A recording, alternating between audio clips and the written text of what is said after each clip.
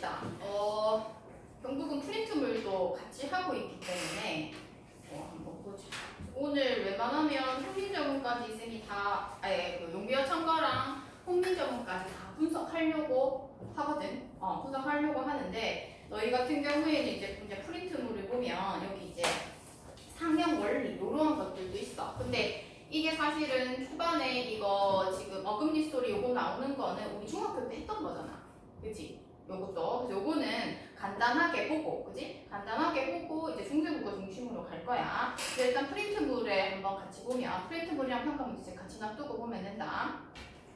자, 프린트물에 보면 언어의 역사성, 시간의 흐름에 따라서 변화한다 이렇게 되어 있고 단어의 소리, 표기가 달라지기도 하고 의미나 문법 요소의 변화가 생기기도 한다. 그 시대가 변함에 따라서 사라지는 것도 있고 생겨나는 것도 있고 아니면 바뀌는 것도 있고 그런 것이 역사성이다. 이렇게 되어 있어. 자, 그럼 국어사의 시대 구분이라고 해서 고대 국어, 중세 국어, 근대 국어, 현대 국어. 현대 국어 같은 경우에는 우리가 지금 쓰고 있는 게 현대 국어지. 그럼 우리가 오늘 핵심적으로 배울 내용은 10에서 16세기, 그치? 10에서 16세기에 있는 중세 국어를 배울 거고 이 중세 국어 같은 경우에는 이제 평가 문제 126페이지에 보면 뭐라고 돼 있어? 정기 중세 국어와 후기 중세 국어로 나뉜다. 이렇게 되어 있지. 그렇다면 이걸 나누는 기준은 훈민정음 창제라고 돼 있어. 훈민정음은 1443년도에 창제됐다. 그래서 그것을 기준으로 정기와 후기로 나뉜다라고 하는 것 정도 체크해 놓으면 되겠다. 그치? 자, 그러면서 이제 본격적으로 들어가기 전에 경북은 지금 프린트물 해가지고 훈민정음 창제 원리 나와 있어. 그래서 초성자라고 해서 첫소리라고 되어 있어. 상형의 원리와 가획의 원리가 핵심이 되고 이거 중3 때 아마 했을 거야. 자, 상형의 원리는 발음 기관의 모양을 본뜬다 이렇게 돼 있어. 그래서 본뜬다라고 해서 밑에 표로 제시되어 있지. 그래서 어금니 소리, 혓뿌리가 목구멍을 막는 모양. 그래서 그 모양을 본떠서 기억. 혀가 윗몸에 붙는 모양을 본떠서 니은. 입 모양, 미음, 이 모양, 시옷, 목구멍 모양, 이음 이렇게 되어 있어. 그치? 이런 것들은 쉽지. 기본자가 기은, 니은, 미음, 시읒, 이음 이렇게 됐다. 그 정도. 그 다음에 여기서부터 이제 나아가는 것은 뭐래? 가핵의 원리래. 더할 가자야. 핵을 더한다. 그래서 그 대신 이제 핵을 더함으로써 이제 또 자음이 만들어지는데 이 더함으로써는 세기가 기본자보다 조금 세진다라고 하는 거. 그래서 가핵자에 적혀있는 자음들을 보면 우리가 1학년 1학기 때 배웠던 뭐 있어? 거센 소리가 다 들어가 있어. 그치? 거센 소리가 우리가 좀 센 소리였잖아. 여기서도 마찬가지. 기역에다가 한획을 더했더니 키읔이 되고 니은에다가 한획을 더했더니 디귿이 되고 거기다가 더했더니 티읕이 되고 이렇게 되어 있어. 그러면서 피읍, 피읍, 지읒, 지읒 있는데 우리가 또 봐야 될 것은 가액자에 한번 보면 이응의 기본자에 한 획을 더했을 때 여린 히읗, 그지? 여린 히읗이라고 하는 게 지금은 쓰진 않지만 중세국어 때 썼던 자음자가 있구나. 여기다가는 한 획을 더하게 되면 뭐 우리가 아는 히읗이 있구나. 그 정도 체크하면 돼. 되지? 자, 그 다음에 이제 제일 오른쪽에는 이체자라고 하는 게 있네. 이체자, 말 그대로 다를 이자야. 그래서 이체자의 개념을 보면 소리의 세기와 상관없이 만든 글자. 그래서 첫 번째 옛 이음, 그 다음 리을, 그리고 삼각형 되어 있는 반치음 이런 게 있구나. 그래서 옛 이음과 반치음은 현대 국어에도 안 쓰는 자음이지. 그래서 그렇게 이해하면 되고. 자, 그 다음 훈민정음의 창제 원리 중성자 가운데 소리라고 얘기를 하지만 여기서는 바로 모음이라고 보면 된다. 자, 상형의 원리 이것도 마찬가지. 그 대신 자음은 발음 기관의 모양을 본떠서 만들었으나 얘는 하늘 그리고 땅, 사람, 그지? 그것을 본떠서 점처럼 생긴 게 아래 아 그리고 땅 으가 땅을 본뜬 거고 이가 사람을 본떠서 이것도 상형의 원리구나. 자, 그 다음에 이 자음자에는 가핵의 원리였다면 모음자에서는 뭐래? 합성의 원리래. 기본자를 서로 합쳐 초출자를 만들고 초출자에 아를 합쳐 제출자를 만든다. 그래서 기본자 거기에 빈칸에는 아래 아, 으, 이 이렇게 들어가야겠지. 하나. 그럼 거기에다가 초출자는 어떻게 해야 되냐 하면 아래 아와 예를 들어서 이가 합쳐져서 아 그리고 우, 오 이러한 것들이 되겠지. 그러면 그것이 초출자가 만들어지고 기본자 플러스 기본자. 그럼 그 초출자에다가 다시 아래 아가 더해지면 제출자가 돼. 그래서 야, 여, 요, 유 이렇게 되는 거야. 그렇게 해서 제출자가 만들어진다. 라고 하는 거. 이거는 간단하죠. 맞아. 그거는 좀 이따가 음운 특징할 때 쌤이 다시 설명할 거야. 됐지. 그러고 난 뒤에 프린트물에는 뭐 동국 정문식 표기라든지 뭐 요런 것들이 있기는 하거든. 그런데 요거 같은 경우에는 흔히 생각에는 어디에서 보는 게 좋을 것 같냐 하면 뭐를 보면서 이제 평가 문제집을 보면서 이제 하는 게 조금 더 좋을 것 같아. 근데 이론을 좀 쫙 정리하고 여기 지금 학습지에는 뭐 예시도 갇혀 있고 이렇게 되어 있거든. 그래서 내가 선생님 봤을 때는 전체적으로 중세국어의 특징을 좀 한번 풀고 나서 그 다음 적용하고 그 다음에 그 준현이가 얘기했던 뭐 양성모음 이런 거 있지. 그 모음 조합할 때도 쓰는 거거든. 그 정도 보고 127페이지를 우리는 보고 전체적으로 중세국어의 특징 정리를 할 거야. 되나? 그래서 봅시다. 얘가 4단원이지?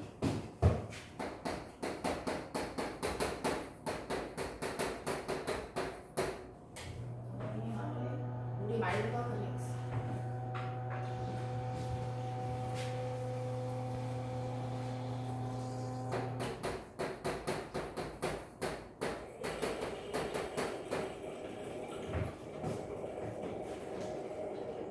일단은 훈민정음이랑 용비어청가 이제 왼쪽에 정리되어 있는데 이 훈민정음 정리되면 요거는 빼고 그치? 일단은 중세국어의 특징 127페이지에 기본적으로 정리되어 있는데 프린트물을 보니까 여기 있는 내용보다 더 플러스 해야 되는 게 있어.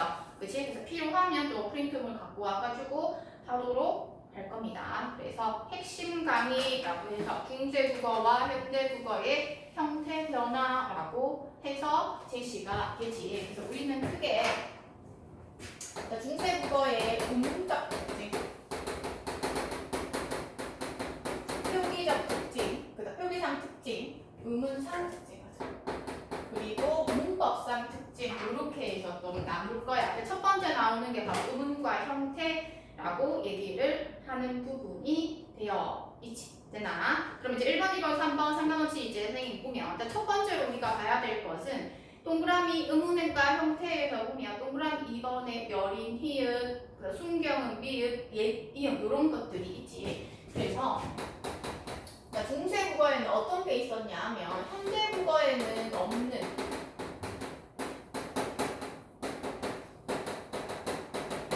의문들이 있었어. 그치? 그럼 거기에 있는 것처럼 동그라미 2번에 적혀 있는 거에는 없는 것도 있어. 아래 아, 반치음, 순경음, 비읍, 그 다음에 옛, 이음, 그리고 열인, 히읗. 요러한 것들. 지금 다 사용 안 하는 거지. 근데 교과서에서는 아래 아 없잖아. 그지? 아래 없으니까 추가시켜주고 반치음도 없어. 그지? 거기다가 더 추가시켜주고 다 현대국어에는 없어. 됐지? 그런 거 체크할 수 있고. 그 다음에 첫 번째 어두장군을 사용한다 라고 되어 있네. 어두장군은 어두장군이라고 하는 건 초성에 우리는 보통은 뭐 쌍장 요렇게 쓸 수도 있고 아니면 요렇게는 쓸 수 있는데 중세국어에서는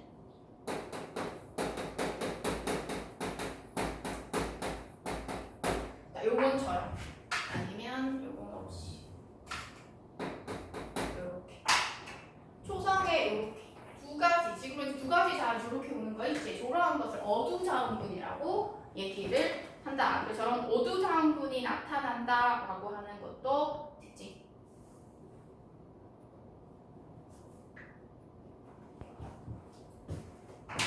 그렇지. 그 다음에 이제 세 번째 있는 거부터 쭉 간다. 첫 번째 나오는 건 원순 모음화, 국외음화, 두음 법칙이 일어나지 않았다라고 되어 있습니다. 원순 모음화.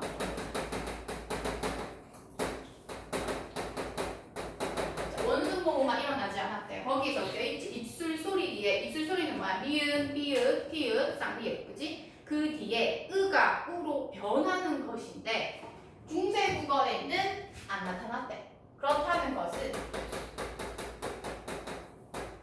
우리 현대 국어에서는 어떻게 쓰냐 하면 수무를 이렇게 써. 그지? 이식 이렇게 쓰지.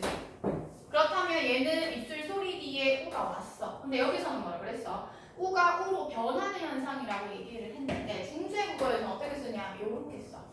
그렇다면 얘가 원순 모음화 지킨 거고 얘는 안 지킨 거야. 아 그러면 중세 국어에는 원순 모음화가 적용되지 않았구나. 이렇게. 일부 선생님이 웬만하면 용비어 첨가나 중세 국어에 있는 지금 예시로 한다. 그래야지 조금 이따 할 때 너희들 좀 알아듣기 쉬울 테니까. 자, 그다음 세 번째. 자, 국외음악. 네 번째네.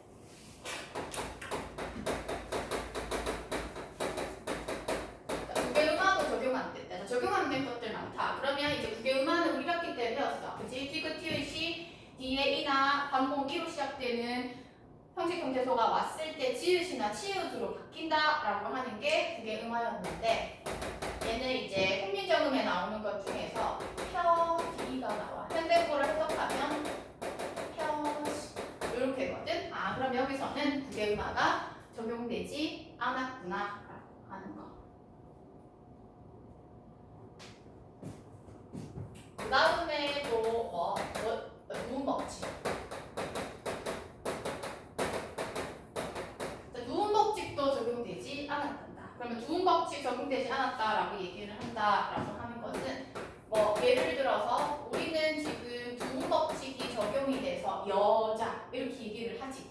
근데 중세국어에서는 적용이 안 됐기 때문에 얘는 현대국어로 어떻게 하냐고 여자 이렇게 얘기한다. 그치? 그렇게 해서 제시가 되는구나 정도 파악할 수가 있겠고.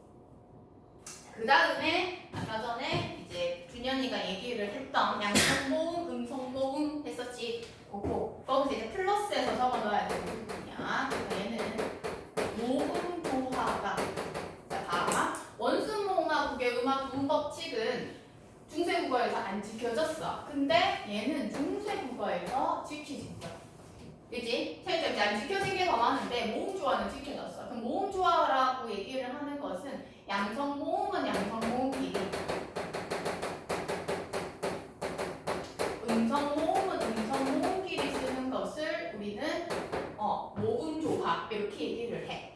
그렇다면 우리는 중세국어의 양성 모음에는 이게 점처럼 생긴 아래 아 우리 앞에서 봤던 거 있지? 아래 아, 오 요런 계열, 그지? 요런 계열을 우리는 양성 모음이라고 얘기를 하고 그 다음에 오 계열, 요 계열을 음성 모음이라고 얘기를 하는 거야. 그래서 이 모음 조화는 나중에 이제 벽조사 할 때 세 번째 있는 거 있지? 그 조사할 때 굉장히 중요하게 구성되기 때문에 중요한 부분. 그래서 양성 모음은 양성 모음끼리, 음성 모음은 음성 모음끼리야. 예를 들어서 한번 살펴보면 이것도 혼미정음이 있던 거야. 내 일을 위하여 하는 부분이 있어. 그럼 우리는 현대국어에서는 어떻게 쓰냐? 내가 이를 위하여 이렇게 쓰잖아. 그지? 아니면 하여만 한번 보자. 내가 이렇게 뭐뭐 하여 이렇게 쓰지? 근데 중세국어에서는 어떻게 나오냐 하면 이렇게 나와. 왜? 양성 모음은 양성 모음끼리 적어야 되기 때문에. 그지? 그럼 내가 우계열, 아우계열이라고 하는 것은 야, 요 이런 것도 다 양성 모음이라는 뜻이거든. 그래서 아래 아와 아 아니면 이것도 있어.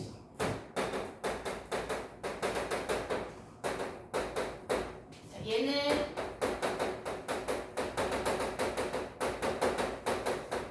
이렇게 구성이 된 거야. 이건 지금 양성모음이건 양성모음, 음성모음, 음성모음끼리 하는 거 하려고 생각하는 건데, 자 말씀인데 여기 아래 영성이야. 그러면 목적격 조사는 이을도 있고 이을도 있어. 좀 이따 하면 알겠지만 그럼 둘 중에 선택을 해야 되는데 선택을 하는 데 있어서는 중세국어는 모음 조화를 지켜야 되기 때문에 이을이 아니라 이 아래 아가 들어가 있는 을을 적어줘야 된다는 거지. 됐지? 이렇게 해서 제시되는 부분 조금 이따가 흥미정음 할 때 또 다시 자세히 할 거야. 지금 개념 잡기 위해서 쌤이 하는 겁니다. 됐어. 자, 그 다음에 우리가 또 봐야 될 부분은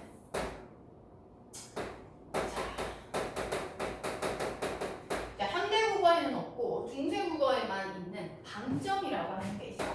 방점을 통해서 성조, 우리나라에는 성조가 지금은 없는데 이때 당시에는 있었다라고 얘기를 하는 거. 그럼 이 방점, 점은 글자의 왼쪽에 적었어. 그래서 안 찍는 경우도 있고 한 개인 경우도 있고 두 개인 경우도 있고 이렇게 돼 있어. 그러면 점이 없는 경우 그리고 한 개인 경우 두 개인 경우 그지? 그렇게 했을 때 얘를 평성, 거성, 상성 이렇게 얘기를 해.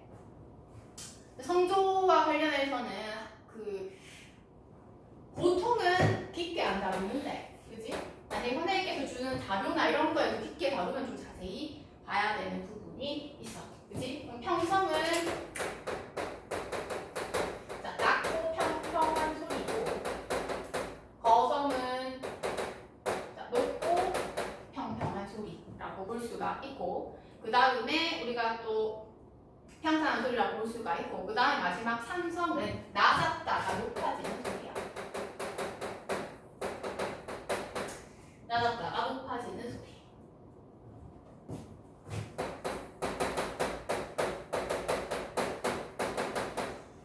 한번 볼까? 자, 그럼 흥민정이 예를 든다. 얘는 나란 말싸움이 할 때 나에는 없어. 그러나 평성이고 나. 랏은 앞에 이렇게 점 하나. 그리고 말. 점 두 개. 이렇게 있는 거야. 이것만 뭐 그렇게 깊게는 안 나올 거야. 근데 이제 만약에 선생님께서 강조하신다라고 하면 우리가 조금 더 깊게 봐야 되는 부분. 됐지? 그 정도 보문상 특징 정리하고. 자, 그 다음에 나오는 것은 뭐 표기상 특징이야.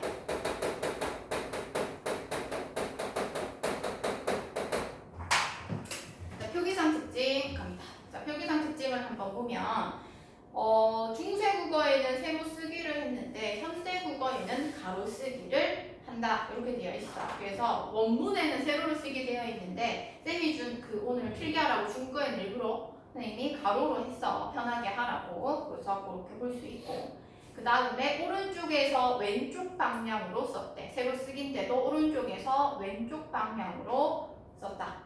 그 다음 세 번째는 띄어쓰기는 19세기에 이르러 사용되었다라고 되어 있지. 그래서 딱 보면 우리가 또 파악할 수 있는 게 띄어쓰기가 적용되지 않았다고 다 붙여 적어 있어. 그치? 그것이 현대국어랑 조금 다른 점이다라고 얘기를 하는 거. 그 다음 두 번째는 이제 중요한 거 팔종성법. 팔종성법 같은 경우에는 얘는 받침으로 쓸 수 있는 게 8개라고 얘기를 하는 거야.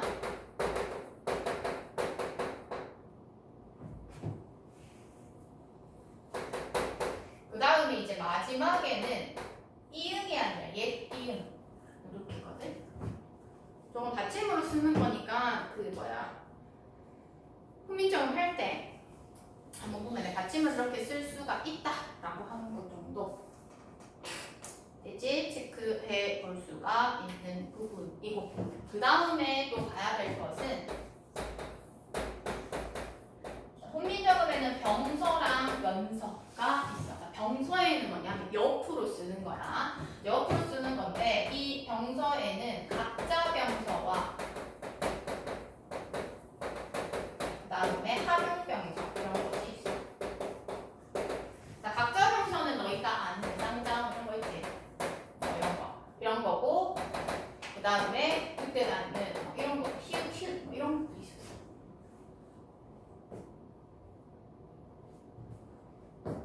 그리고 얘는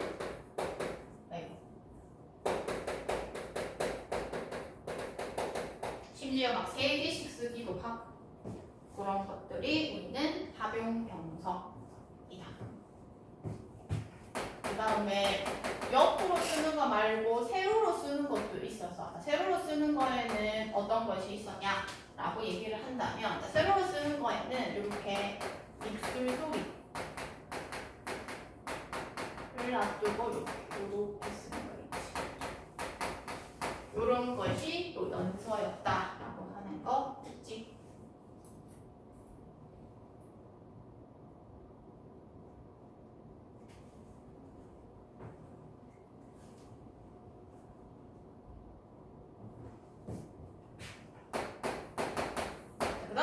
엄청 중요한 거 이제 연철이라고 해서. 자, 그럼 표기성 특징에서 가장 중요한 것은 뭐냐 하면 이 연철이야, 연철. 연철 중요하다. 왜냐하면 저것도 이제 조사나 이런 거 적용될 때 중요하게 되는 부분이고 헷갈릴 수 있는 부분이에요. 연철은 지금 현대국어로 치면 연은냐, 말싸움으로 한번 해보면 자, 말씀 플러스을 해서 이제 목적격 조사, 모음으로 시작되는 목적격 조사, 즉 형식 형태소가 왔을 때 얘를 여기 뒤로 넘겨서 써주는 거야. 그렇게 되면 이제 어떻게 되냐 하면 이렇게 되는 거거든. 그래서 연음되는 거야. 근데 지금 현대국어랑 다른 점은 현대국어는 어떻게 쓰냐 하면 자, 말씀을이라고 쓰지만 발음상 자, 이렇게 하잖아. 근데 중세국어는 이렇게 쓴다는 게 차이점이야. 그래서 이것을 이어쓰기 또는 연철이라고 얘기를 해. 그럼 만약에 이 연철도 있고 분철도 있어. 쓰기 방법이. 분철 같은 경우에는 현대국어처럼 형태소의 원형을 밝혀서 적는 거야. 그렇다면 만약에 분철을 한다? 얘는 우리는 분철을 다른 말로 끊어적기 이렇게 얘기하기도 하거든. 그래서 훈민정음 보면 다 연철되어 있는 것도 아니고 분철되어 있는 것도 있지만 연철이 많이 일어난다는 거야. 그리고 또 지대로 이제 시간이 지나다 보면 나중에는 중철도 나와. 중철. 자, 중철은 거듭적기라고 얘기를 하거든. 거듭적기야. 거듭 적는다는 건 또 적는다는 거야. 그럼 어떻게?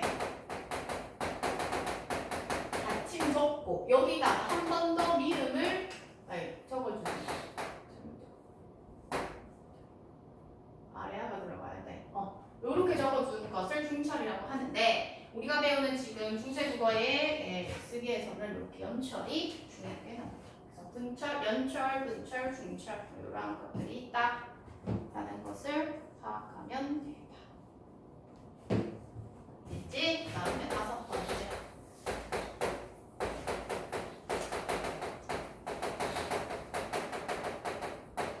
요거는 예시 같은 경우에는 이거는 조금 이따가 그 훈민정음에서 잘 드러나는 거거든. 그러니까 동국 정문식 표기라고 얘기를 해서 여러 가지가 있어. 가장 기본적으로 우리가 보는 것은 중국의 영향을 받아서 한자의 원음과 유사하게 표기하는 것도 있고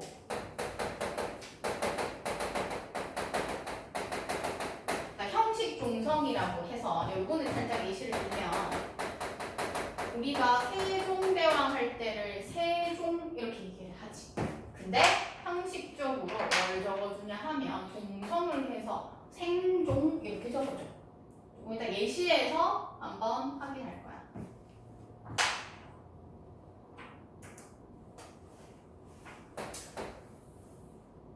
됐지? 그렇게 하고 그 다음에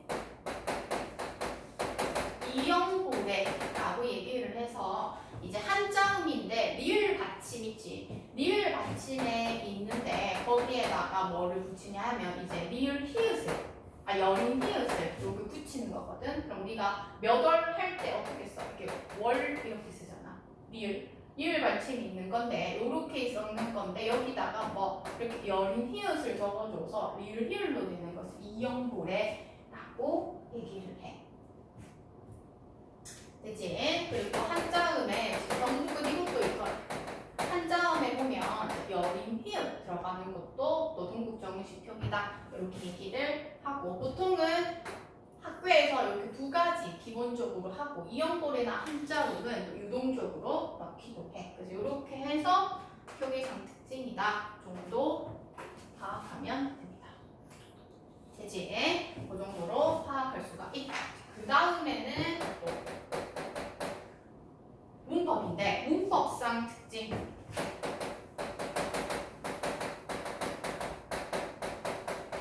교과서에서는 뭐 나와 있어? 조사 나와 있어. 그래서 일단은 지금 이론에서는 조사만 하고 뭐 명사, 영어미, 뭐 다른 용기어 첨가에 나타난 뭐 특징도 있거든. 그거는 이제 선생님 설명하면서 얘기하도록 할게. 자, 그래서 일단 보자. 중세국어의 현대국어의 조사라고 얘기하면 총 3가지로 나누어서 되어 있지. 여기서 가장 중요한 것은 2번이야. 주격조사. 그러면 주격조사부터 먼저 할 거야. 조사 중에서 시험에 나올 법한 건 뭐예요? 라고 얘기를 한다면 무조건 주격조사야. 주격조사는 100%야. 서술형으로 나올 수 있고 객관식으로 나올 수가 있어서 환경을 다 암기해야 돼. 언제 이가 나오고 지금 현대국어에서의 주격조사는 어떻게? 이렇게 있어. 그치? 이가 아니면 뭐 깨서 요 정도, 그치? 요 정도 또는 에서 단체 앞에서 이가나 깨서인데 얘는 몇 가지 형태, 총 3가지 형태로서 제시가 되어 있다라고 얘기를 해. 근데 여기서는 이제 자음으로 끝난 체형 뒤에 이가 중간에 있는데 우리는 자음을 먼저 볼 거야. 왜냐하면 일단 주격조사를 나누는 기준이 자음 앞말이 자음이냐 모음이냐야. 크게 이제 우리가 본다면, 그지? 자음으로 끝났냐 모음으로 끝났냐. 그러면 자음으로 끝났을 때는 거기에 뭐라고 돼 있어? 주격조사 2 이렇게 적어준다라고 되어 있어. 주격조사 2. 그러면 얘는 어떻게 돼? 앞에 만약에 백성 맞다. 그러면 받침이 있으니까 백성이 이렇게 되는 거야. 쉽지? 얘는 뭐 우리 지금 현대국어에서도 그렇게 사용하고 있으니까. 자, 그 다음에는 이제 모음이 왔을 때를 봐야 되는 부분이야. 자, 모음이 왔을 때는 자, 첫 번째 보면 모음이나 반모음 이외에라고 되어 있어. 자, 모음이나 그 다음에 반모음 이외 얘는 왜냐 아니면 반모음이나 모음이냐에 따라서 달라지는데 그 이외일 때는 어떻게 이루 그리고 반모음이나 이모음일 때는 제곱격 즉 생략이다 이렇게 제시가 되는 부분이겠지. 됐나? 그래서 보면 홀베이셔도 라고 되죠. 할바. 그럼 여기서 예시를 보면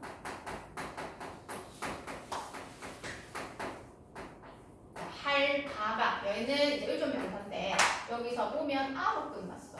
그러면 얘는 이도 아니고 반모음도 아니네. 이외의 모음이기 때문에 요 이를 듣는데 여기다가 합쳐져서 할배 이렇게 한다는 거야. 그치? 이거는 훈민정음에서 나오는 거야. 그 다음에 이제 제곱격 형태를 보면 불희야, 불희. 불희는 해석하면 뿌리로 해석이 된다. 그래서 봤더니 이다, 이. 그치? 그럼 모음이나 반모음에는 제곱격의 형태네. 그렇게 된다면 이렇게 제곱격이라서 생략이야. 그래서 불희를 본다 하더라도 뿌리가 해서 해석할 수 있어요. 주격조사 시험에 반드시 나온다. 아주 중요합니다. 부사격 조사 마지막에 할 거야. 자, 목적격 조사 간다.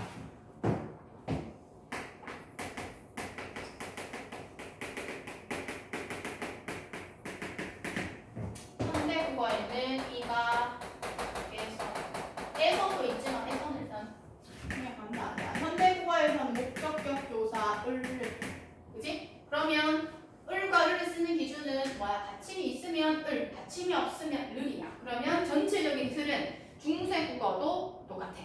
그지? 자음디, 모음디 이렇게 되어 있지. 앞에 자음, 모음. 그지? 이렇게 오느냐에 따라서 달라진다라고 되어 있어. 그래서 자음 뒤에는 을, 모음 뒤에는 를. 그래서 현대국어랑 똑같은데 대신 우리 앞에서 얘기했듯이 뭐가 모음 조합. 자, 요거 문법 할 때 중요하다라고 얘기했는데 특히 이제 목적격 조사할 때 중요하게 되는 부분이야. 자, 그렇게 되었을 때 자음이 있고 앞말이 무엇이면 양성이냐 음성이냐. 양성 모음이 있냐 음성 모음이 있냐. 자, 얘도 마찬가지. 양성이냐 음성이냐. 자, 요렇게 해서 달라진다 라고 얘기를 하는 거야. 그렇게 되었을 때 뭐를 자, 양성 모음일 때는 아래아가 들어간 을 아니면 현대국어가 들어간 을 그리고 모음이 없는데 양성 모음일 경우에는 를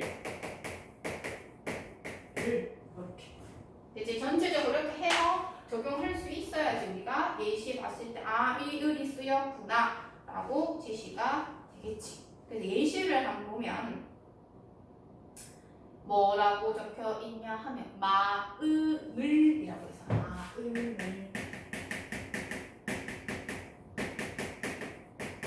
이렇게 되어 있어. 그래서 뭐 때문에 자, 연철이 중요하다라고 얘기하는 이유는 그지 이어쓰기를 한 그대로 표기하기 때문에 이걸 보고 우리가 어떻게 구성되는지 알아야 돼. 이걸 보고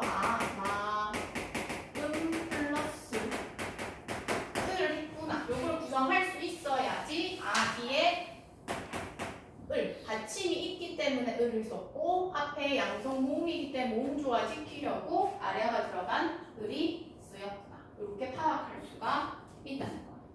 자, 그 다음에 뜨들 한번 볼까? 뜨들도 마찬가지 연임됐지. 얘도 마찬가지 어떻게? 뜻 플러스 을. 자, 음성이기 때문에 음성 왔어. 그렇게 해서 구성이 될 수가 있다. 얘는 이제 연은 안 돼. 얘는 나를 해서 아래 아가 올 수가 있고 만약에 너다 너를 해가지고 되는 거지. 그래서 목적격 조사 할 때는 뭐를 보여야 되냐 하면 모음 조사 받침이 있냐 없냐를 먼저 기준으로 하고 그 다음에 모음자를 지켜서 형태를 선택해야 하고 동시에 아래 아가 들어간 을과 이 을 할 때는 뭘 고려해서 연철 고려해서 분석해서 파악해야 한다 라고 하는 게 핵심이야. 그치?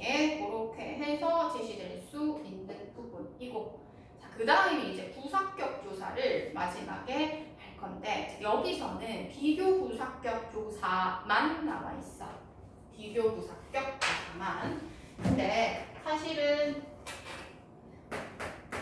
그거 말고도 처석격 조사도 중요하거든. 그래서 부사격 조사의 종류라고 해서 일단 여기 나와 있는 비교 부사격 조사에라고 되어 있어. 그러면 그냥 형태를 봤을 때 그럼 얘는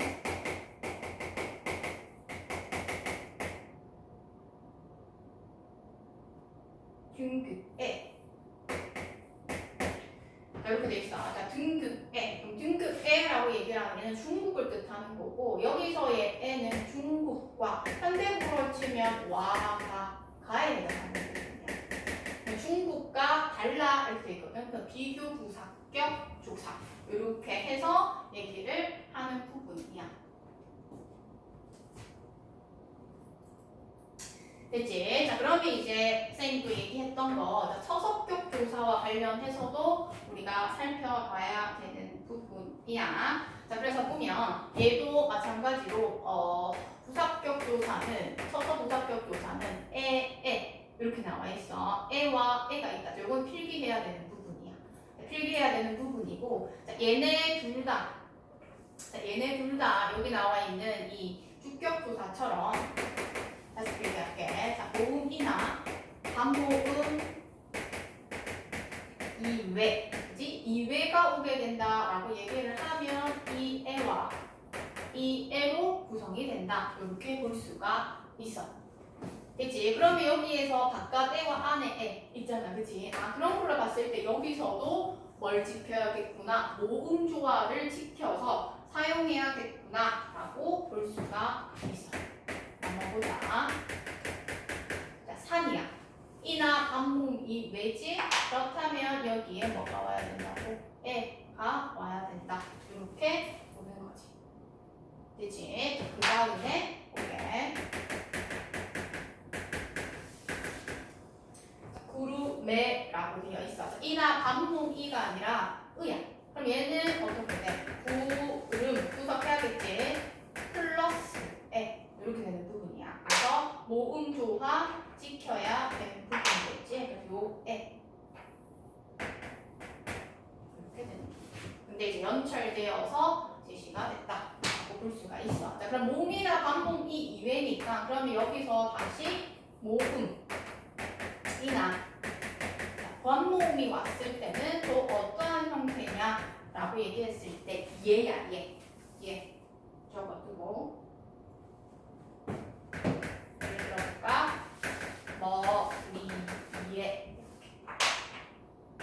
이모. 맞지?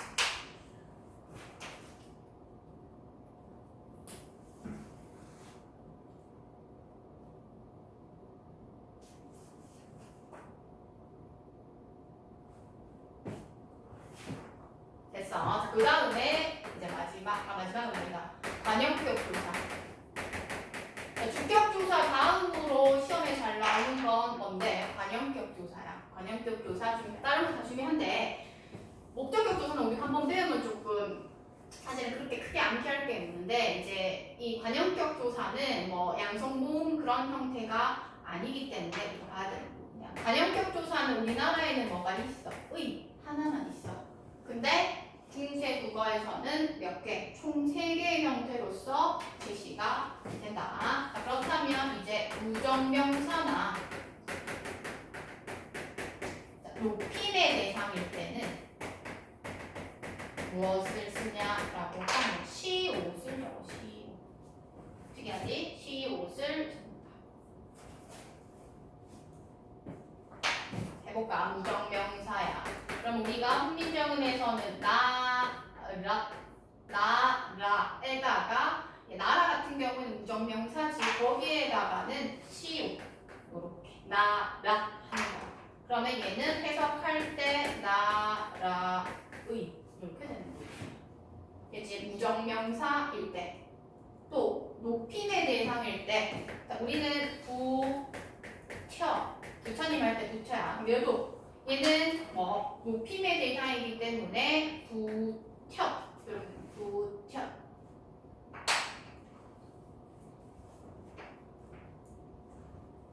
그 다음에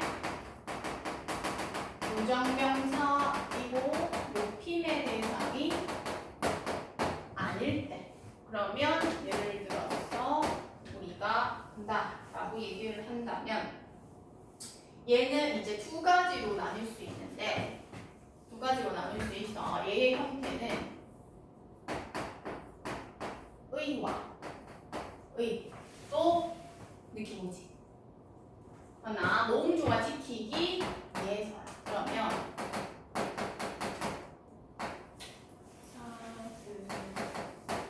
사슴이 이런 것들을 살펴볼 수가 있는 부분이지. 자, 얘는 어떻게 돼? 사슴 플러스 아래아. 사슴 플러스 아래아가 들어간 의가 들어가야 돼. 그치? 그렇다면 여기서 이제 양성 모음이기 때문에 여기 아래아가 들어간 의가 와야 돼서 의의 형태로서 지시가 되는 부분. 그치? 그 다음에 또 우리가 한번 보면 자, 얘는 거북이가 거북 플러스 의. 얘도 마찬가지. 음성 모음이기 때문에 이렇게 음성 모음으로서 제시되고 있기 때문에 의. 이렇게